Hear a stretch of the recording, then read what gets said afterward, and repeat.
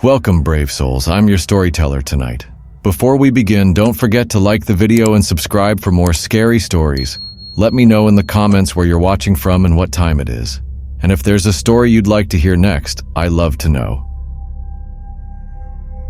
I ended up in a tough job situation back when I was in my 20s, and I turned to Craigslist to solve my money problems. I know a lot of you might be thinking, well, no wonder you ended up with a scary story. But honestly, it was a pretty sweet gig for a while. I posted everywhere, offering just about any service that kept me fully dressed and out of jail. And to my surprise, the thing that really took off was the courier service I offered. I got a call from a guy who sold what I like to call nerd stuff. He imported rare video games and trading cards from Japan, hunted down rare consoles and hardware across the US, and then sold them to collectors around the tri-state area.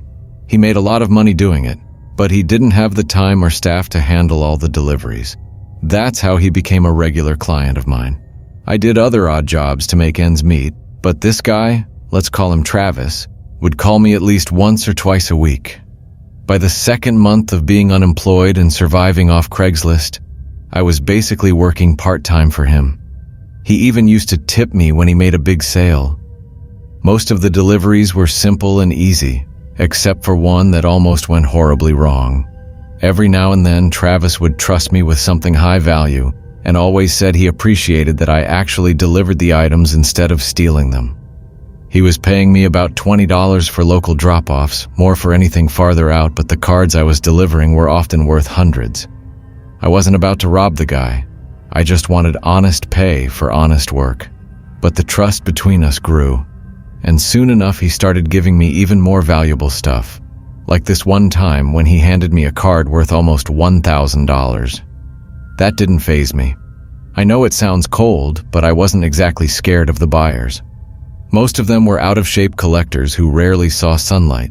Even if one did try to rob me, I doubted they could manage it. I'm kidding, of course. But still, I wasn't worried. Until Travis told me to be careful. I asked him why, and he said there was no special reason. It was just a delivery to a new address. I asked if he thought the guy might try to rob me, and he said no. But then he asked if I ever carried a weapon with me. I said, "No way, man. Why would I?" And he just shrugged and said, "Maybe you should think about it." There was no chance I was risking a weapons charge just to deliver someone's Pokemon card, and I figured he was just trying to sound dramatic. Turns out, he wasn't exaggerating. The buyer asked to meet in the parking lot of a 7-Eleven near his apartment. He said he didn't want to give out his actual address because he had a collection worth hundreds of thousands. So the 7-Eleven it was. Right away, I didn't like the setup. Yeah, it was public and well lit, but that wouldn't stop someone who had figured out that robbing couriers could be lucrative. What made me more anxious was the wait. Most buyers were super excited to get their stuff and never kept you hanging. I was supposed to meet him at 4:30. By 5:10, it was getting dark and he still hadn't shown up. Then, to top it off, this shirtless homeless guy started practicing kung fu next to a dumpster nearby. I told myself that if he tried any of those moves on my car, we'd have problems. Not just because of the damage, but because I didn't want the delivery getting messed up. I told myself, just 5 more minutes, and then I'm heading back to Travis. This guy's a no-show. Right as the streetlights flicked on, a man in a hoodie and baseball cap started walking toward my car. Real sketchy. I was watching him like, you don't look like the usual kind of customer. But he slid into the passenger seat, handed me the cash, which checked out, and I gave him the card. You'd think I handed him a sacred artifact the way he lit up. He looked at it through the plastic sleeve like it was pure gold. I felt kind of bad for judging him earlier. He thanked me, pointed at the shirtless guy and asked, "Is that guy with you?" I laughed and said no, but he was decent entertainment while I waited. Then the buyer got out and started walking away. But before he left, he shouted something playful at the homeless guy and threw in a few kung fu moves of his own as a joke. It wasn't mean, just messing around. But the homeless guy didn't take it that way. He stared at the buyer with murder in his eyes. After a few seconds, he turned and started digging through the dumpster like he was looking for something. I sat in the driver's seat watching and thinking, okay, I really don't like this. And then my gut proved right. Because out of the dumpster, this guy pulls a freaking machete and starts sprinting toward the buyer at full speed. I panicked. I laid on the horn, 3 short blasts, trying to warn the guy. He turned to see what was happening, freaked out and tripped trying to run. Faceplant, full sprawl. He was down. Instinct took over. I slammed my foot on the gas and aimed my car at the attacker. The homeless guy saw the headlights and froze like a deer in the road. Next thing I knew, wham. I hit him. He disappeared under the hood. First thought in my head, oh my God, I just killed someone. People came running out of the 7-Eleven. Some were yelling to call 911. Others came up to me shouting, "What did you do?" I opened the door and got out. The attacker was lying on the ground, blood seeping from a gash on his head. The buyer ran over and explained everything to the crowd, how the guy had attacked him with a machete and how I had saved his life. Cops and paramedics showed up fast. The attacker was still unconscious as they took him away. I was held at the scene until they reviewed the security footage. Thankfully, once they saw I wasn't lying, they told me I could go. I walked into the store and bought a pack of smokes, my 7th time quitting, officially ruined. The guy behind the counter told me I was a hero. He said he was the one who showed the cops the footage and that if I hadn't acted fast, the buyer might not have survived. He also said that homeless guy had been hanging around for months, causing trouble, and they figured it was only a matter of time before something bad happened. That was comforting to hear. What wasn't comforting was what one of the cops said before I left. He told me I might get a call from a detective, and if I did, I should get a lawyer, especially if the guy died. Luckily, he didn't. He needed stitches and spent a couple days in the hospital, but then he vanished. No charges were pressed. I had to give another statement later, but then they told me I was clear. I was so afraid that trying to help someone might end up ruining my own life. For a while, I really thought it would. But thankfully, that didn't happen. I've made dozens of deliveries since then, and none have come close to that night. Even now, though, every time I see someone who looks down and out, lying near a dumpster or wandering through a parking lot, I get tense. I know not all homeless people are dangerous. Some are just struggling. Life can be cruel, but the truth is, people with nothing left to lose, they can be very, very dangerous. This happened back in 2018. I often browse sites like Craigslist and eBay, considering it a form of online thrifting where I sometimes find great deals. I came across a Craigslist listing for a bin full of home decor, candles, picture frames, and various cute decorations. My apartment was quite bare, so I thought some random decorations would liven the place up. I messaged the seller, a woman named Sarah, who was super kind. She explained she was moving and wanted to get rid of items she didn't want or thought might break during the move. Her goal was simply to clear everything out, so she was happy to sell them for next to nothing. For $20, she said I could pick out whatever I wanted, even everything if I wished. We agreed to meet at a nearby grocery store parking lot on a Thursday night after she finished work at 6 p.m. I got off work at 5 p.m., so I drove straight there. The parking lot was quite busy at that time, with many people coming and going. I texted Sarah a description of my car and my location in the lot, then waited. It was the middle of winter, so I had the heat blasting and hoped she'd arrive soon. However, a few minutes after I arrived, I received a text saying she was running late and asked if I could meet closer to her. This was a bit frustrating, but she seemed genuinely sorry, and I figured if it saved us both time, a little extra driving wouldn't be a big deal. Sarah sent an address for another parking lot, and I put it into my GPS, starting the drive. I hadn't spent much time on that side of town, so I wasn't entirely sure where it was taking me. The drive took about 15 minutes.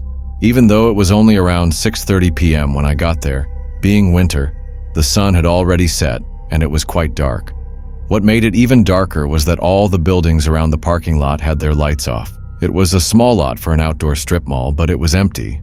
No one was there except for one car parked on the far edge. As I pulled in, something felt off.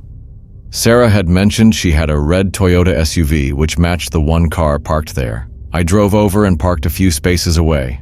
The contrast between the previously chosen busy public parking lot and this deserted empty one was unsettling. I told myself I'd see how it went since I was already there, and if anything felt too weird, I'd leave. I got out and stood by my car, waiting for Sarah to exit. I realized I couldn't see into her windows. They might have been tinted, or the poor lighting made it difficult to see through. Standing out in the cold, I grew increasingly uncomfortable. I had only been out there for about 15 seconds before I was about to get back in my car and leave when the car door opened. But a man got out. He looked to be in his 30s, with dark hair and a heavy tan winter jacket. He quickly explained that Sarah couldn't make it and was still held up at work, so he was there to give me the Craigslist items. I thought this was super strange, and that I should have received a text if that were the case. It felt like this information was deliberately withheld until I had already arrived. As I hesitated to respond, he also mentioned that because of all the hassle, he'd let me take everything for free. He smiled as he opened the trunk and stepped back, motioning for me to come over and look. I didn't know the best way to leave, but I was certain I wasn't going over there. Perhaps if this had all been in a more public place, I'd be less skeptical. But out there with no one else around, I was really unsettled. I quickly started walking back to my car. I told him I was just going to call Sarah really quickly to make sure. His smile faded as I walked back and got into my car. I opened my messages and called Sarah's number. A few seconds later, the muffled sound of a phone ringing came from outside. I looked over. He slowly reached into his pocket and ended the call. My stomach dropped. In an instant, he started hurrying towards my car door as I turned my car on and sped out of there. I was almost certain that this was all a setup, and there was never anyone named Sarah. It was likely that man behind it the whole time, pretending to be an innocent woman selling decor in hopes of luring in other girls like me. I can only imagine what would have happened had I gone over toward the open trunk of his car. After that night, I called my sister to tell her what happened, and she advised me to call the police. So I did. However, since nothing actually happened and there's technically no crime for pretending to be a girl named Sarah, even though it was suspicious, they couldn't do anything about it. To me, it's very clear this was a setup that likely had horrifying intentions behind it. I just hope no one else fell for it. It wasn't that long ago, really. In fact, it was after this terrifying incident that I even learned about the darker side of Craigslist. Before then, I always assumed it was relatively safe, as long as you were careful.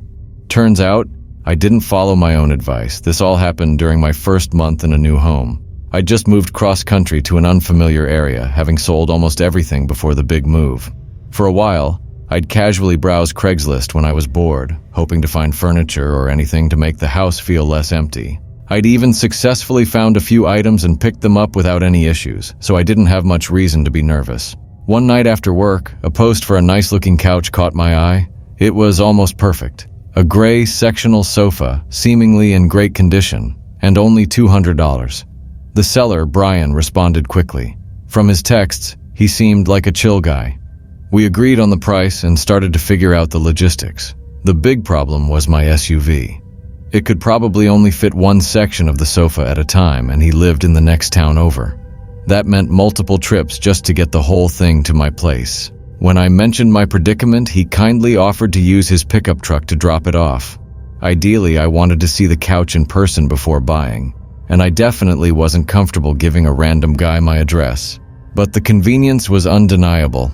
It just made so much more sense. He wasn't pushy or weird about it. He genuinely seemed to be offering a solution. After some thought, I agreed. We set a time for him to swing by my place at 5:30 p.m. the next day. I went to bed early and in the morning sent him my address. I spent the rest of the day cleaning the other rooms in the house. As 5:30 p.m. approached, I settled into the living room, watching TV with the blinds partially open.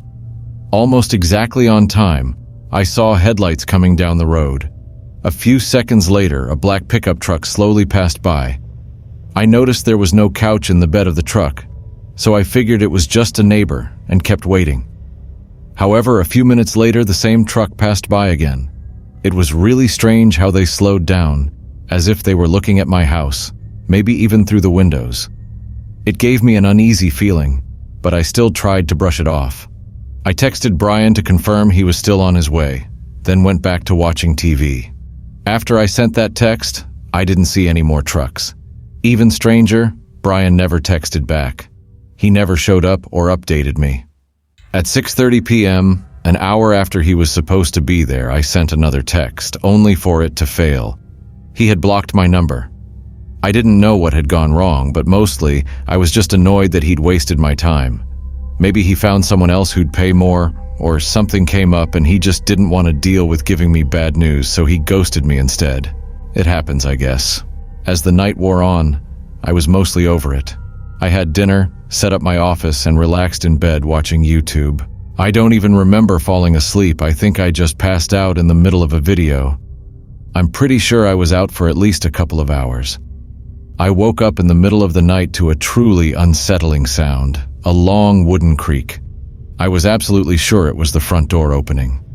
I knew that sound because it was the only squeaky door in the house, and it always bothered me. But who the hell just opened it? I sat up and stared toward my bedroom door, listening. I could hear subtle footsteps moving into the house below me. I probably wouldn't have been able to hear them if not for the echo of the empty home. Panic began to set in, but I remained still, almost stuck in place. The footsteps seemed to stop as they reached the bottom of the staircase.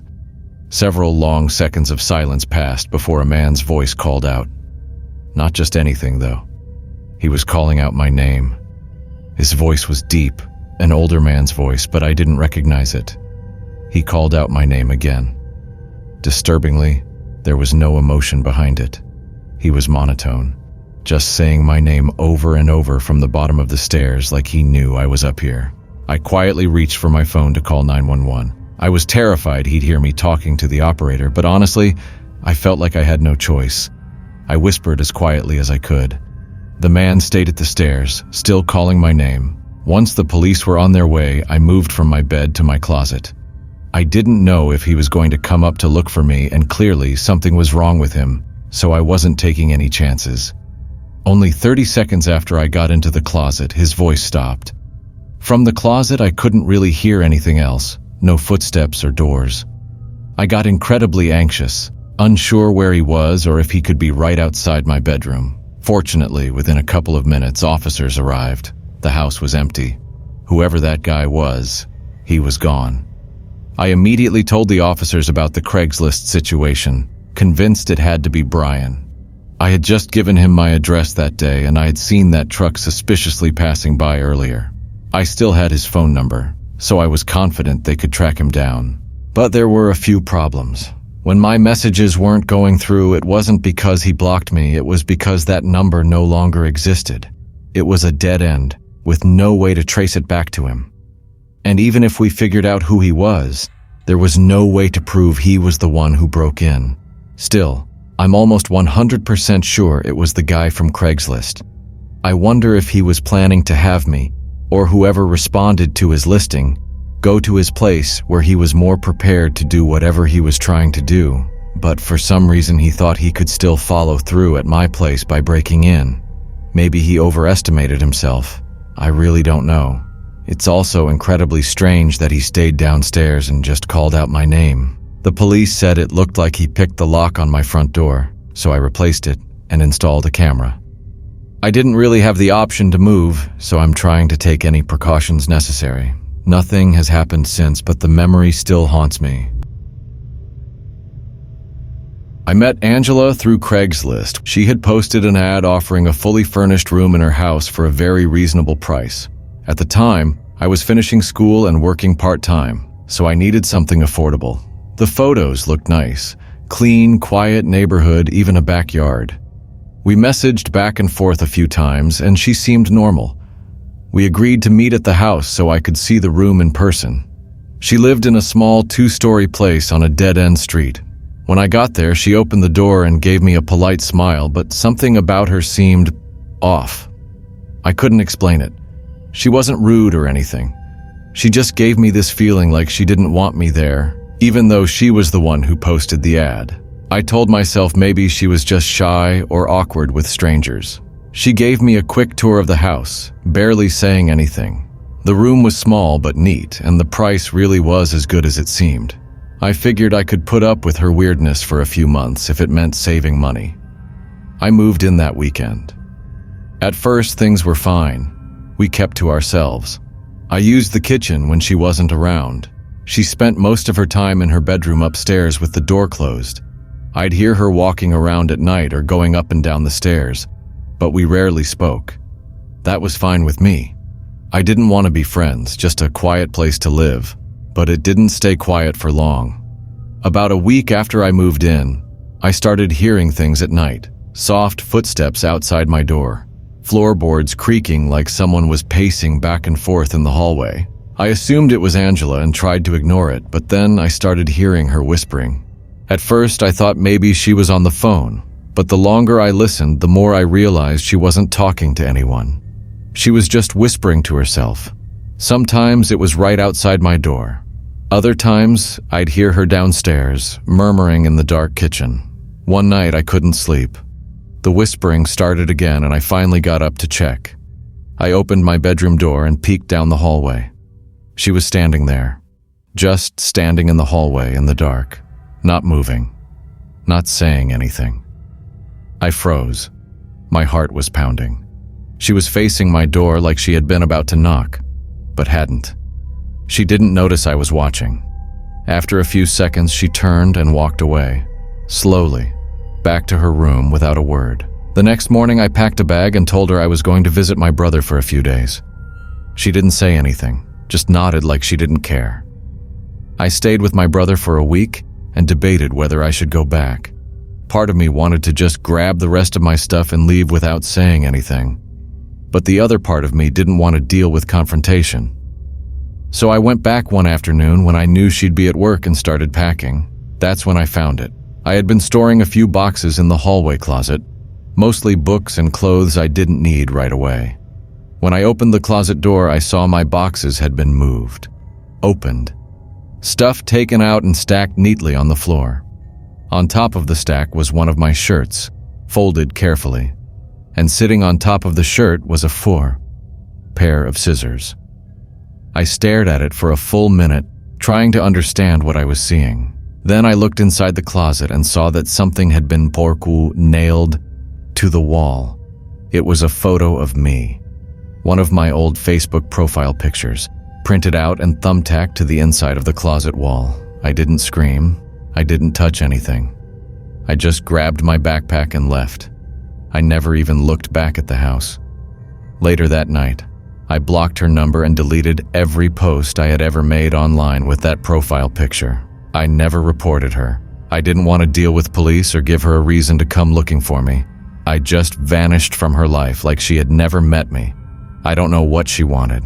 I don't know what would have happened if I hadn't left when I did, but sometimes I still wonder if she had more pictures, or if she was ever standing at my door with those scissors in her hand. Back when I was in college, I used to sell stuff on Craigslist all the time. Textbooks, furniture, even clothes I didn't wear anymore. I never had any problems until the last thing I ever posted, a gaming chair I didn't need anymore after upgrading to a better one. I had listed it for $80. Within a day or two, someone named Caleb reached out. He said he was interested and could pick it up that weekend. He seemed normal. We texted a little to set up the time. Saturday afternoon, he said. I gave him my address and told him to text when he was close. I didn't think twice about it. I'd had people come to my place before to buy stuff. Most were friendly and just wanted to grab their item and leave. I assumed this would be the same. Saturday came. He texted around 2:30 p.m., saying he was 10 minutes away.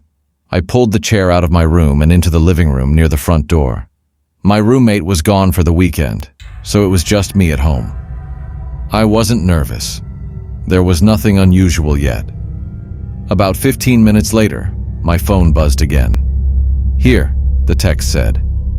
I opened the front door and saw an older white sedan parked on the street in front of the house. A tall guy stepped out. He looked to be in his late 30s, maybe 40, wearing a gray hoodie and jeans. Nothing weird, just casual. He walked up the steps and gave me a small smile. "Hey, you must be Kara," he said. I nodded and said, "Chair's right here." He stepped inside to look at it, running his hand along the armrest and leaning back on it a little to test the tilt. "Feels solid," he said. "You want the full 80? I told him yes, unless he had cash ready. He said he had cash in the car and would go grab it. I said okay and stood by the door while he walked back outside, but instead of going to the driver's side, he went around to the passenger side and opened the back door. He leaned in for a long time, too long. I stood there watching, wondering what was taking him so long. After about 30 seconds, I called out, "Everything okay?" He stood up slowly and turned to face me, and I'll never forget what I saw. He had put on a ski mask, a black one, full face covered. He started walking toward the house, fast. I panicked. I slammed the door shut and locked it, then deadbolted it too. I ran to the back door, locked that as well, then grabbed my phone and dialed 911. I was shaking so badly I almost dropped it. The dispatcher picked up, and I told them a man was trying to break into my house. He'd come to buy something off Craigslist, left to get money, and came back wearing a ski mask. While I was on the phone, I heard the front door handle jiggle. Then I heard pounding, loud, angry fists slamming into the wood. I screamed that the police were on their way, hoping maybe that would scare him off. The pounding stopped. I peeked through the blinds. He was standing at the bottom of the steps, looking up at the house. Then he turned, walked to his car, and drove off. The cops showed up about 10 minutes later. I gave them everything: his number, the Craigslist messages, a full description of the guy and his car. They took a report and said they'd look into it, but I never heard back. His number stopped working that same day. The Craigslist account was deleted. It was like he vanished. I still wonder what would have happened if I hadn't locked the door in time, if I'd let him come back in, if I had been slower. Would he have robbed me? Hurt me? Worse, I never sold anything on Craigslist again. I found a listing on Craigslist for a used laptop that was priced way below market value. It was a newer MacBook still in the box and listed at $300. I figured it was probably stolen, but I really needed a laptop for school and couldn't afford anything close to that price. The seller's name was Derek, and he told me to meet him at a strip mall parking lot about 15 minutes from my apartment. We texted back and forth for a while before meeting. He didn't seem weird, just short and direct. No emojis, no small talk. He said he'd be in a red Ford Focus and would meet me behind the shopping center near the dumpsters. That should have been a red flag, I know. But I'd met people in parking lots before from Craigslist. I didn't think much of it. When I got there, I saw the car already parked behind the building. Like he said, it was facing the wall with the trunk open. I pulled up slowly, and a guy stepped out of the driver's side. He was wearing a hoodie with the hood pulled up even though it was warm out. He gave me a nod but didn't speak right away. I got out of my car and asked, "You Derek?" He nodded and walked to the trunk. I followed. Inside the trunk was a sealed MacBook box, just like the one in the photo. He picked it up and handed it to me. It was heavy, sealed, looked legit. I opened the box flap slightly and saw the laptop inside. Everything seemed normal. I handed him the $300 in cash and he nodded again without saying anything. I said thanks and started walking back to my car. That's when I noticed something that made me stop. There was movement inside the back seat of his car, not like a pet or random junk shifting around. I mean clear, obvious movement, like someone ducking down. I froze for a second, unsure of what I saw. Then the back door cracked open just slightly, like someone was about to get out. Without thinking, I speed-walked the rest of the way to my car, jumped in, and locked the doors. I didn't even put on my seatbelt. I just reversed and peeled out of there. I glanced in the rearview mirror and saw Derek still standing there, not moving, just watching me drive off. The backseat door of his car was now fully open, but I never saw who or what was inside. When I got home, I locked the doors and sat in my living room, heart still racing. I opened the laptop box fully for the first time. That's when I realized it was a fake. The laptop was a plastic shell, just a prop. No screen, no battery, no real hardware. I'd been scammed. But honestly, I didn't even care about the money at that point. I kept thinking about the person in his back seat. What were they planning to do? Was it supposed to be a robbery? An abduction? Why didn't they act? Was it because I saw them? Or were they just waiting for the right moment and I got lucky by moving too fast? I tried reporting it to the police, but without a plate number or real name, they said there wasn't much they could do. I filed a complaint with Craigslist, but of course the ad was already gone. The number he used stopped working later that night. I never used Craigslist again after that. And now, if I buy anything from someone online, it's in a public place during the day with people around, no exceptions. Because whatever that guy was planning, it wasn't just a scam. It felt like something much, much worse.